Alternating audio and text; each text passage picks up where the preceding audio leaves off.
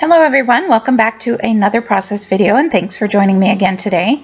I'm going to be following this sketch by page maps and I follow it mostly, at least where the papers are. I don't remember if I really follow where the photos are too much, but I definitely follow a lot of the papers.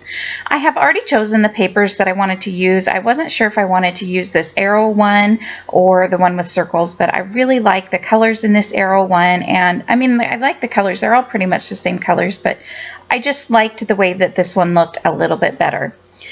So I'm going to cut down this pattern paper here, and I'm kind of cheating with this one because the sketch calls for, it looks like a pattern paper to span the entire layout from the top to the bottom. But I thought instead of wasting an entire half of a sheet of pattern paper that you're only going to see the top of and the bottom of, I would go ahead and trim up just two smaller pieces, make sure they're the same size, and you will see when I go to put them on the layout that it looks like it's one full piece of paper spanning the whole page.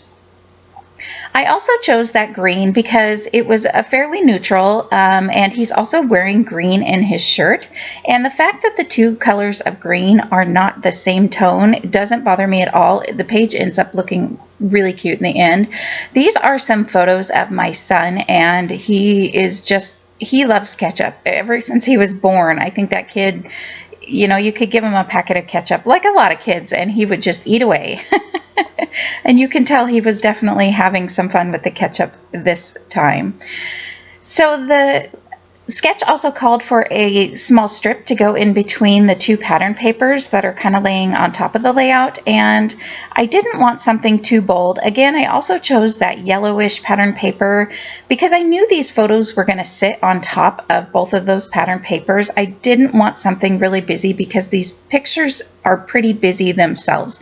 There's a lot of colors going on, and I really wanted these photos to stand out. I mean, look at his face. This is just hilarious. I had a lot of fun scrapbooking these.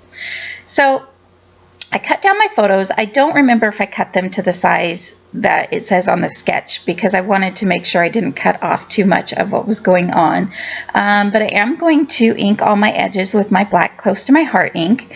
And this yellow one I kind of chose because it was also another fairly neutral color. It was from the collection too, and also that chair that he's standing on is a light wooden color, and so I thought that that kind of picked up on that a little bit.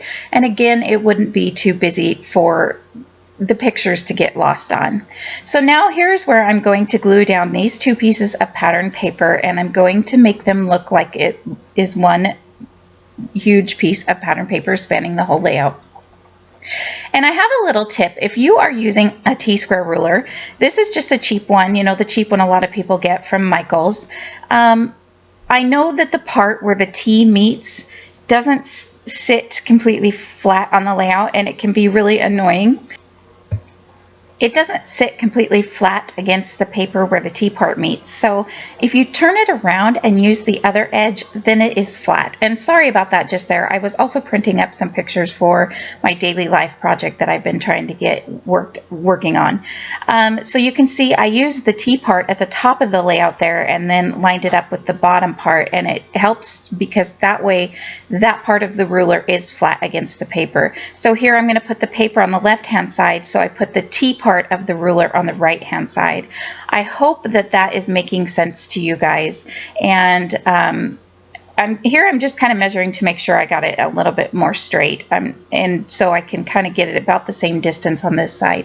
So again, here I'm putting the paper on the right hand side of the page, so I put the part of the T that connects on the left hand side of the page.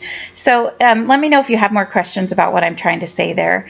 And here just part of that pattern paper was sticking up, so I just used some of my Lawn Fawn glue, which I'm really enjoying using. It just squirts out just a tiny little bit, so I really love it. I would suggest to that one. It works. It seems to work just as good as the Tombow glue, so I'm quite happy about that. So here comes a part where I'm going to say I think I pretty much jinxed myself. First, I'm going to write down the date of the photos. I always like to write it down so I can date my layouts at the end. And I'm going to mount my photos on here onto this pattern paper. It's just a black and white pattern. I didn't want, again, something too busy and too crazy, especially since it was going to be sitting on the green and the yellow paper. Well, I've been using these perfect layer rulers for years. I'm talking at least 10 years, and I've never had a problem with them. But you are going to see here, one of my viewers the other day made a comment that she would probably cut herself or do something crazy. And so I told her, oh no, that won't happen or whatever. And then right there, I just wasn't thinking. I was trying to hold down the ruler too much, and wham, right into my finger. So I think I jinxed myself when I was talking to my subscriber and told her, oh, it's no problem. I'm the most clumsiest person in the world and I've never hurt myself. Okay, so my bad. I do come back, I go clean it up, I get a Band-Aid on. So now, after you've seen me have a Band-Aid on the right-hand side for a whole bunch of videos, you're going to see the Band-Aid on the left-hand side. This was right after, and I came back. I tried to work on it a little bit, but it was still a little too sore. Luckily, I didn't have to. It could have been worse than it was, but I did get my finger pretty good just there. So like I said, I do come back and I try to work on it, and it's just I'm not gonna last very long here. I'm going to go ahead and glue the photos down, and then I believe I start to work on the title, and then I'm just like, okay, this is just not easy at all. I am looking for some red letters here, which again, I'm using up more letters. I'm so excited about. Before I made it a point to use up my letter stickers, I always went to white or black. And for some reason, ever since I've decided I'm going to use up my stickers, I don't even first think white or black. I immediately think color. And ever since I kind of rearranged my letter stickers, I've noticed that I kind of remember more what I had. And so I just am really enjoying it because they are getting used up. I had this red font, and I think these are Jelly Bean Soup. Those package, the red one is anyway, that package that they used to come in just like the ephemera packages kind of come in, and you would just get an entire alphabet. I kind of glued mine down to a full sheet because I was tired of digging through the whole pile. But I didn't have an E, and I didn't have one of the other letters, so I knew that font wasn't going to work right away. But I really liked it. I really wanted to use that one. But then I decided these are foam thickers, and they're not too old. I'm glad I used these because the word is so long that I'm sorry, I'm getting a little lost. I forgot what I was doing. What I was trying to do just now is I was trying to see if there was a heart. You know, sometimes alphabet stickers will come with different things. So I was trying to see if there was a heart-shaped thicker that I could put in between there. But you can see here, I just decided to use an ephemera piece. But I'm glad I used this alphabet because the word ketchup is so long. If I had used it with the other one, it would have spanned too far. And so I ended up putting the word or the title, I Heart Ketchup, over the right-hand photos. I had them over the left-hand photos, but that's when I had to just take a break. And this was quite a few days later that I came back to this layout. I just didn't, I think the Band-Aid might even be off by now. Is it off by now? Yeah. So this must have been a good 5 or 6 days. Not maybe, okay, maybe 3 or 4. I don't know. Anyways, that doesn't matter. I have my title down, and I'm just digging through the ephemera pieces to kind of see what there is to use with this and trying to separate everything. I have that pattern paper there on the right-hand side. It's kind of under that pile with the circles. And I don't use circles too well, but I'm going to take my punch and I'm going to punch out some of those circles and use it on this layout. And I think they turn out really great. So on this heart, I wanted the heart to stand out just a little bit more. So I have the puffy stickers from this collection, and I'm just adding a little piece of foam tape to both the sides. I did add some foam tape underneath that heart so it would stand up just a little bit because the foam thickers have some dimension to them. I didn't want the heart to get lost. So I just added one of those puffy arrows onto the heart right there. And I am taking my punch, a circle punch, and I love where my punches are in my room because they are just so much easier to get to, and I remember to use them so much more. So I'm going to take this piece of pattern paper and I'm cutting out 4 or 5 of the circles, and I'm going to ink all of those edges with my black Close to My Heart ink again. I didn't really have any certain plan at this point of what I was going to do with the circles, but I kind of just thought, hey, I would punch them out and see what happens. So I know I have a lot of ephemera, and I'm actually going to do, I'm not even going to tell you what I'm going to do. I will talk about that later. Well, I guess it doesn't matter. One of my prompts coming up is going to be do a layout with no pattern paper. So I'm kind of excited about that. Maybe I will go do that video after I get done with this voiceover. I just want to make sure to get some voiceovers done. So I'm kind of running out of videos. I've been doing really good with getting videos up lately, and I don't want to run out. And I think the last one that I had scheduled to go up was last Saturday. So I wanted to get some more voiceovers done. So back to the layout, I liked that circle that I punched out that said Adorable You, and I put it down in the left-hand side here because I really liked, I thought it went well with the whole Adorable You because he's absolutely adorable in these photos. Plus it really brought the red from the word ketchup down to the left-hand side. And after looking through some pieces, there was that It's a Boy's World chipboard piece, and I thought that went pretty good with this picture. Although my daughter did make a lot of messes when she was eating when she was young, but it went really well with these pictures. So I also added one of those circles, if you can see, I tucked it in behind the cluster on the right-hand side. I had a little bit of trouble playing around with the circles at first. Circles can be more of a difficult element to use, at least for me. But when I tucked it behind the photo, it helped. It brought the circle element over to the right-hand side, but it didn't show up too much. Plus, it brought some of the colors over to the left-hand side the right-hand side of the page also. One thing I am struggling with here, though, is I want a third cluster somewhere. I do want to try to get that visual triangle on here, and I actually add more than just one more cluster on here.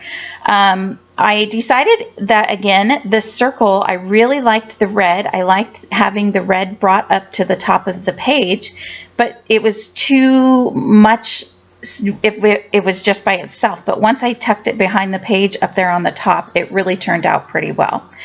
I tried using this little hexagon shape. I wanted to try to get that on there, thinking because it has some little journaling lines. I don't have a lot to say. It's obvious what these pictures are about, but I did want to kind of do just a tiny bit of journaling. I was also thinking that I would fill in the gap where the two photos, that space between, I guess there's 3 photos, but this photo on the left and the right-hand side, you can see underneath the title kind of that green triangle area that's just empty space. I was originally thinking I would fill that in with something, but I'm not going to find anything that goes there. And I decide in the end that this is just a fun and playful page, and I'm not even going to worry about it. And then on the sticker sheet, one of the sticker sheets anyway, were these little circles. So I just kind of took some of these, and that brought the circle elements around the page a little more. And so I added an additional circle into each cluster. So far each cluster has a large circle and one of those small circle stickers, which I can't believe I actually said that. And then to each of the small circle stickers, I have these little puffy stars that are on the puffy sheets. So I decided to add one of those to each of the small circle stickers. And can you believe I said that so many times in a row and didn't mess up on it once? You know, I always get so tongue-tied that I'm kind of surprised by that. So I really love the arrow aspect on this layout too. The arrows in this collection are just fun and playful, and so I decided to go ahead and add a couple arrows to the bottom of the photo on the right hand side there. I had the arrow on the heart that's in the title, and I had the arrow underneath the left-hand cluster, so I thought, why not add some more arrows? And it kind of adds a fourth cluster to the page, but I don't mind it at all. I really, you know, they say do it in odd numbers, but I like the arrows there and I like the way they look. And this page, I just kind of played around. I wasn't too worried about the whole rule of thirds. I was kind of more in the beginning, but now once I started putting the arrows down, I decided I'm not worried about it at all. And then I'm going to tuck this circle in underneath this left-hand side of the paper over here, and I really like that. It just brings, it used up that last circle I think that I punched. Oh no, I still have one more that I punched, but I can use that later. And it looks really cute there. And then I decided that this frog, it has nothing to do with the page, but I don't care. It's green. It went really well with the layout. It brought the green color over to the right-hand side of the page.